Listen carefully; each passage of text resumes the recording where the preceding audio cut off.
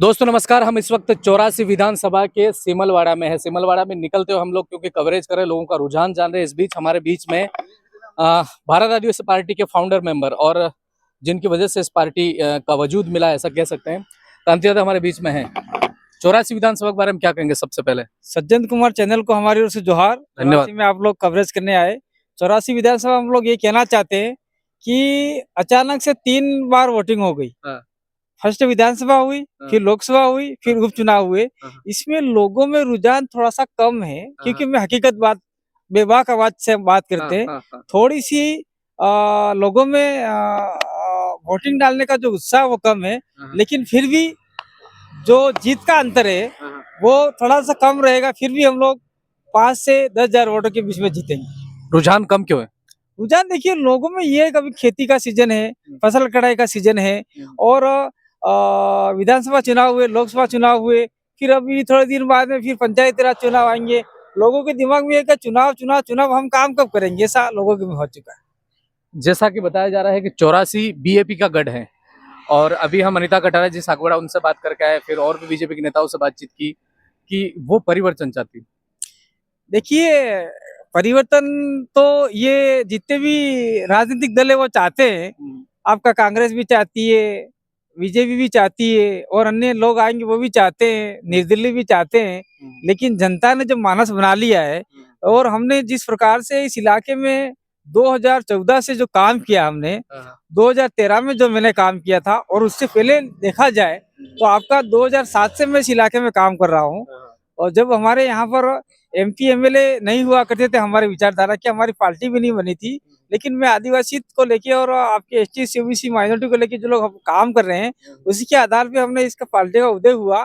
तो जनता में एक फिक्स आंकड़ा बिठा दिया है कि हमको किसको वोट देना है। तो वो परिवर्तन के लिए कहते रहेंगे, लेकिन जनता ने ठान लिया कि भाई हमको किसको वोट देना है। वो वोट का जिस दिन रिजल्ट आएगा उस दिन पता चल जाएगा।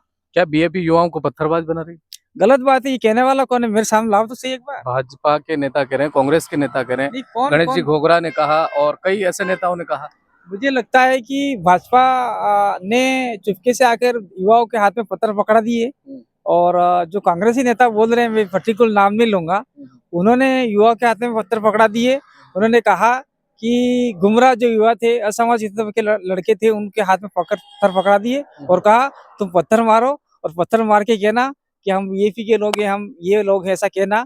ऐसा नहीं कहोगे तो भाग जाना, लेकिन हम पीछे से आके कह देंगे ये बीएपी के हैं, ये आदिवासी परिवार के हैं, ये आपके बिल प्रदेश के लोग हैं। इस प्रकार का माहौल पैदा कर रहे हैं। ऐसा इन लोगों ने एक प्रोपेगेंडा खड़ा कर रखा है। कतई हमने जहाँ जनजागरण किया है वहाँ कोई इस प्रकार का मामला नहीं है। हर आदमी पढ़ रहा है, हर बच्ची पढ़ रही है, और माता पिता अपने बच्चों को पढ़ा रहे हैं। ये पत्थरबाजी का मामला गलत है, निराधार झूठा है, बिल्कुल बेकार बात है।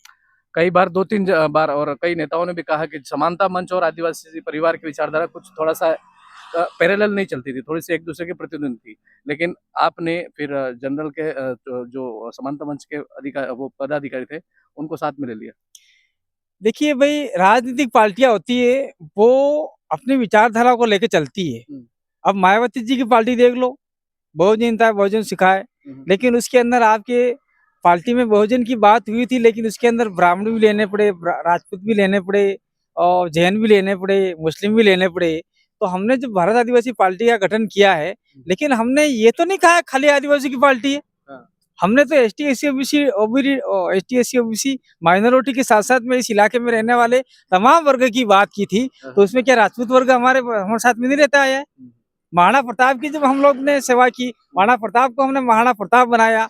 मुगलों को आपका हकीम का सुरी था, वो हमारे बीच में रहा, और राजपूत समाज बीच में रहे। तो आज दिग्विजय सिंह हमारे बीच में आए, और वो प्रताड़ित है कहीं न कहीं आपके कांग्रेस बीजेपी से। तो उन्होंने सोचा कि भाई जो आप लोग काम कर रहे हैं वो मुझे अच्छा लग रहा है, और इसमें आपका आदिवासी का भला है, और हमारे जो राजपूत गरीब लोग हैं उनका भी भला हो सकता है, माइनॉरिटी का हो सकता है, ओबीसी का, एससी का, सबका भला हो सकता है। तो मैं आपसे जुड़ना चाहता हूँ। तो हमने कहा बस जुड़ी आइए, ये राजनीतिक पार्टी है, लोकतंत्र में सबको विश्वास रखना चाहिए। तो दिग्विजय सिंह हमारे साथ में आए, सबके पेट में मरोड़े पड़ गई। वो चाहते थे खाली आदिवासी अकेले रहे और आदिवासी को हम हरा देंगे। आदिवासी हारने वाले थे ही नहीं, लेकिन अब राजपूत, ब्राह्मण, जैन और मुस्लिम समुदाय और इस प्रकार के धीरे धीरे इस आदिवासी इलाके में रहने वाले तमाम प्रकार के वर्ग आदिवासी पार्टी से जुड़ने लग गए, जिसके लिए कांग्रेस बीजेपी के पेट में मरोड़े पड़ गई। उनको दुख हो गया कि हम कोई भी चुनाव जीत नहीं पाएंगे। अभी तो हम लोग उपचुनाव तो जीत रहे हैं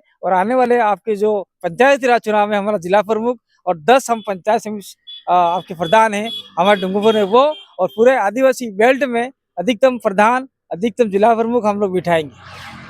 आपने पंचायत राज चुनाव को लेकर के बोला, तो मैं सरपंच साहब जो परसों अपने 10 तारीख के दिन 11 तारीख के दिन जो मुख्यमंत्री की सभा थी, उसमें से कांतिलाल जी आहिरी करके कोई सरपंच साहब हैं, वो कह रहे हैं कि आप लोग ऐसा कहते हैं कि आदिवासियों की लड़की मुसलमानों के साथ शादी करवा दें, तो फिर वो उस तरह के धमकी भरे भाषण वायरल हो रहे हैं। नहीं, ये सीधा सीधा मैं आपके चैनल के मार्फत से कहना चाहता हूँ, वो जो कांतिलाल जी क्या थे, डामोर लगाते हैं क्या लगाते आहारी शायद हैं, आहारी। मुझे पता नहीं है, लेकिन उन्होंने ये कहा कि राजकुमार कह रहे हैं कि आदिवासियों की बच्चियों की शादी मुस्लिम से करवा दो।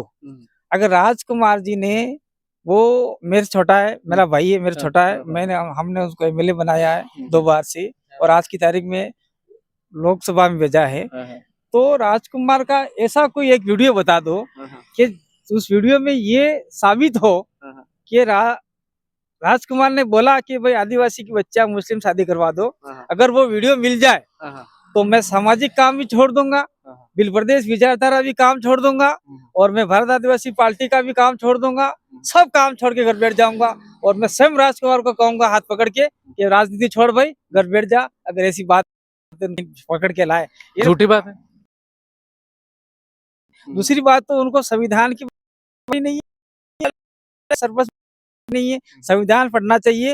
यहाँ भारत के संविधान में सबको बराबर का अधिकार दे रखा है। वो मुस्लिमों को मारने की बात कर रहे हैं, राजकुमार को मारने की बात कर रहे हैं, ऐसा आदमी पे तो मुकदमा होना चाहिए। आज अगर ये बात किसी अन्य ने कह दी होती तो आदमी जेल में होता। आज हमारे सुराता के आज 10 लड़के जेल में, शाम को कहीं बैठे हुए थे रोड पर पेट्रोलिंग कर रहे थे, कहीं दारू की गाड़ियां तो हमारे गाँव में नहीं घुस रही है, तो आज उन लड़कों को चौरासी थाना में बिठा दिया गया है। तो उनको बिठा दिया गया, तो जो आदमी सरेआम धमकी दे रहा है एक सांसद को मारने की, जो उस सदन में बैठा हुआ है, लोकसभा में बैठा हुआ है, ऐसा आदमी को मारने की धमकी दे रहा है, तो ये असामाजिक तत्व का बहुत बड़ा अड्डा बना रखा है और ये इस प्रकार के माहौल इस इलाके में अराजकता फैलाएगा और ऐसे सरपंच को तत्काल गिरफ्तार करना चाहिए। मैं ये कहना चाहता हूँ।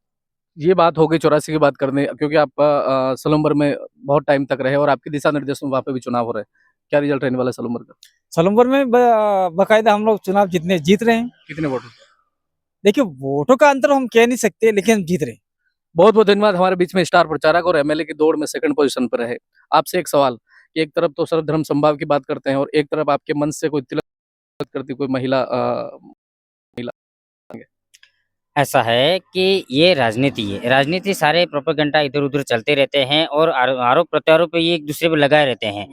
वो राजनीतिक अलग चीज है, सामाजिक अलग चीज है। तो राजनीति के समय पे राजनीति करते हैं, वो क्या बोलता है कैसे बोलता है वो स्थिति अलग होती है, वो परिस्थिति अलग होती है। सामाजिक मूवमेंट जो होता है वो चीज अलग होता है। तो सामाजिक मूवमेंट में जो चलेगा वो चलेगा, उसके हिसाब से चलेंगे हम लोग, और राजनीतिक मूवमेंट में जो चलना पड़ता है उस हिसाब से चलेंगे। ये राजनीति और समाज को एक करके ना आप लोग जोड़ करके ना आप लोग देखोगे तो कोई भी पार्टी कोई भी समाज इस तरह से नहीं चलेगा। क्या लगता है? रात दिन मेहनत की, सभी पार्टियों ने मेहनत की, मुख्यमंत्री जी भी आए और रात दिन मेहनत करी और आज वोटिंग पक्ष में होने वाली।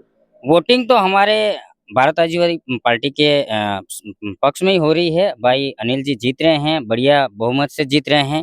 अच्छे तरीके से हम लोगों ने मेहनत किया है, जन जागरण किया है, गाँव में जा करके हमारे जो काम किए थे, राजकुमार जी ने जो काम किए थे वो बताए हैं।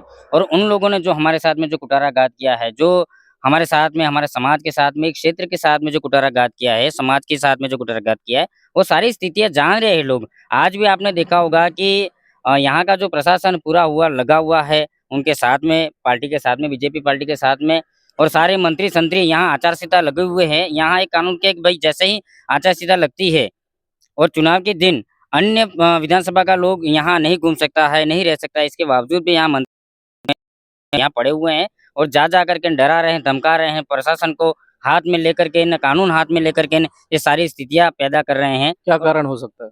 कारण तो ये बौखलाहट यही है कि बस हम लोग जैसे अयोध्या में हारे वैसे ही हम लोग यहाँ 84 हार रहे हैं, यही बौखलाहट उनको लगी हुई है, क्योंकि विकास तो उनके पास कुछ है नहीं। बस ये प्रशासन उनके साथ में, जिस तरह से केंद्र की सरकार ईडी और सीआईडी वगैरह जो पीछे करके ना इन जो जो काम करते हैं दल, उनको डरा धमका करके ना अपनी ओर खींचा, वैसे वही चिट्ठी वाली सरकार भजनलाल सरकार है, और वही प्रशासन को आगे करके ना हमारे जो बेरोजगार साथी हैं या काम करने वाले हैं या पार्टी में काम करने वाले व्यक्तियों को डरा धमका करके ना ये अपने में शामिल करने के लिए कर रहे हैं। बाकी का विकास का मुद्दा उनके पास कुछ है ही नहीं, लोग उनको मिल नहीं रहे।